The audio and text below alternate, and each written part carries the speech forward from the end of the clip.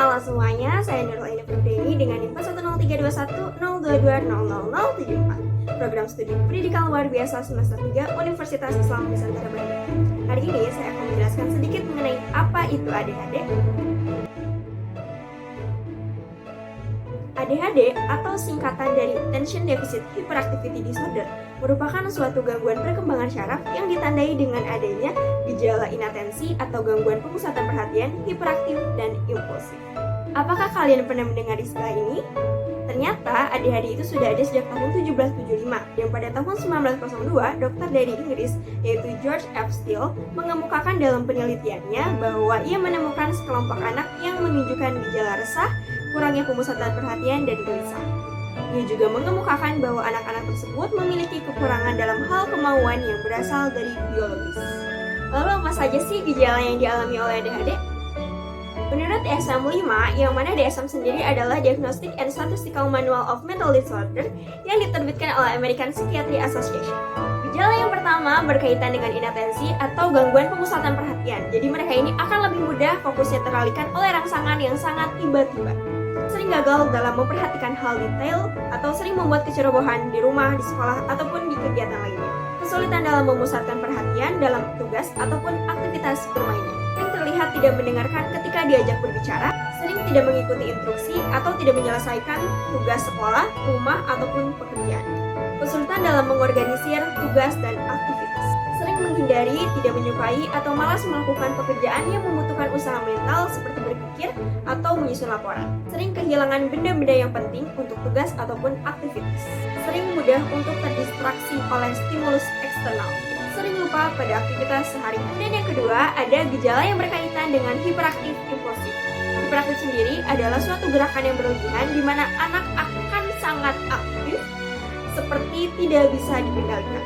Kemudian, impulsif adalah ketika seseorang bertindak dengan instingnya atau tindakannya ini tidak dipikirkan terlebih dahulu. Contohnya adalah sering meninggalkan tempat duduk pada kondisi di mana anak dihadapkan tetap duduk diam, misalnya belajar di sekolah, berlari atau memanjat pada situasi yang tidak tepat, sering tidak mampu untuk bermain atau beraktivitas yang membutuhkan ketenangan, sering terlihat seperti dikendalikan oleh mesin atau seperti tidak mudah lelah, banyak bicara atau berbicara sangat berlebihan, menjawab sebelum pertanyaan selesai, sulit menunggu giliran, menyela dan mengganggu percakapan ataupun aktivitas orang lain. Lalu apa sih yang menjadi penyebab terjadinya ADHD? Beberapa faktor yang dapat mempengaruhi terjadinya ADHD. Faktor yang pertama yaitu genetika. Bukti penelitian menyatakan bahwa faktor genetika merupakan faktor penting dalam memunculkan tingkah laku ADHD. Di mana jika orang tua mengalami ADHD, maka anaknya berisiko untuk mengalami hal yang sama sebesar 60%. Dan jika anaknya kembar, maka salah satu dari anaknya ini dapat beresiko ADHD sebesar 70-80%. Kemudian yang kedua, ada faktor fungsi otak. Adanya kerusakan fungsi lobus prefrontal yang merupakan area pada otak yang mengumpulkan input auditori dan visual yang berlebihan. Para ahli juga meyakini adanya ketidakseimbangan kimiawi pada otak atau neurotransmitter mempengaruhi perkembangan gejala ADHD. Yang ketiga, yaitu kondisi kehamilan dan kelahiran. Seperti ibu yang mengonsumsi alkohol dan perokok. 35% ibu dari anak yang mengalami ADHD adalah alkoholik. Dan ibu yang mengalami stres saat hamil, kelahiran yang prematur. Kemudian, penyebab lain disebutkan atas dasar prenatal, natal, ataupun postnatal. Prenatal atau sebelum kelahiran, yaitu adanya kerusakan otak, kelainan kromosom, infeksi, racun, obat-obatan terlarang, gangguan metabolisme, ataupun gangguan endokrin. Kemudian yang natal ketika proses kelahiran, adanya kelahiran yang prematur, kemudian infeksi, ataupun pendarahan. Yang ketiga ada postnatal, yaitu pasca kelahiran. Dalam postnatal ini, adanya infeksi, trauma pada anak, racun, obat-obatan terlarang, gizi yang buruk, ataupun gangguan endokrin. Klasifikasi ADHD. Ada beberapa kategori yang disebutkan dalam ADHD. Kategori pertama yaitu tipe kombinasi, yaitu adanya 6 gejala atau lebih dari inatensi dan adanya 6 gejala atau lebih dari hiperaktif dan impulsif. Dalam kategori pertama ini, jadi antara inatensi ataupun hiperaktif dan impulsif sama-sama menonjol. Dan tipe yang kedua ada tipe predominan inatensi, yaitu adanya 6 atau lebih gejala pada inatensi yang lebih dominan, tetapi kurang dari 6 gejala hiperaktif dan impulsif. Jadi tipe yang kedua ini, inatensi atau adanya gangguan pemusatan perhatian itu yang lebih menonjol. Kemudian yang ketiga ada tipe predominan hiperaktif impulsif. Tipe ini adalah kebalikan dari tipe sebelumnya, di mana dalam tipe ini yang lebih menonjol adalah hiperaktif dan impulsifnya. Gangguan-gangguan yang menyerupai ADHD. Pertama ada gifted atau anak berbakat. Jika pada anak ADHD itu sulit mengerjakan tugas, maka anak gifted ini memiliki toleransi yang rendah untuk bertahan pada tugas yang menurutnya tidak relevan.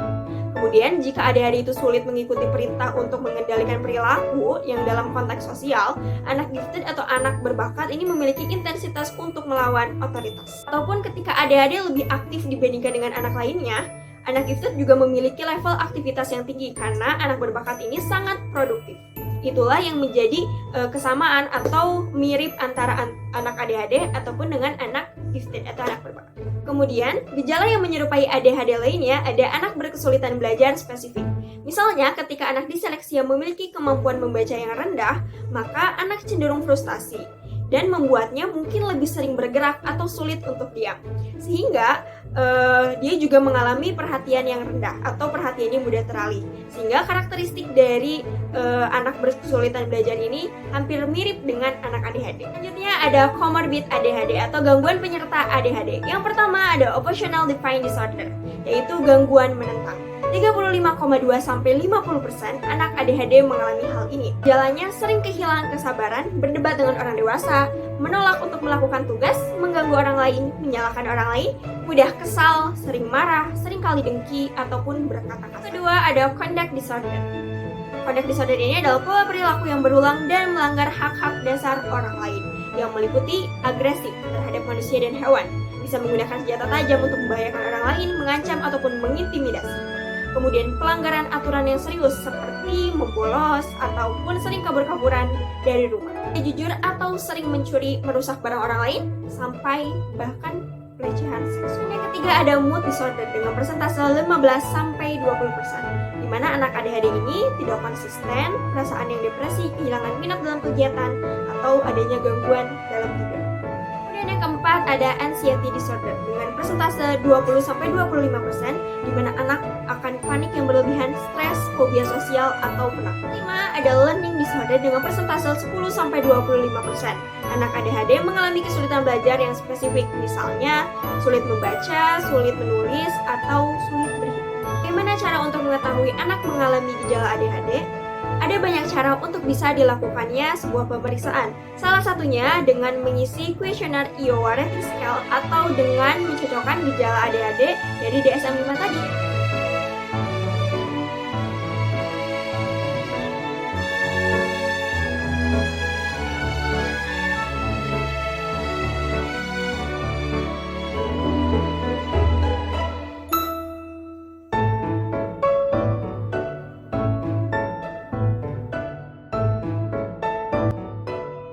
Terima kasih ya teman-teman sudah menonton video ini. Semoga videonya bermanfaat. Mohon maaf bila ada banyak salah kata. Sampai jumpa. Dah, wassalamualaikum warahmatullahi wabarakatuh.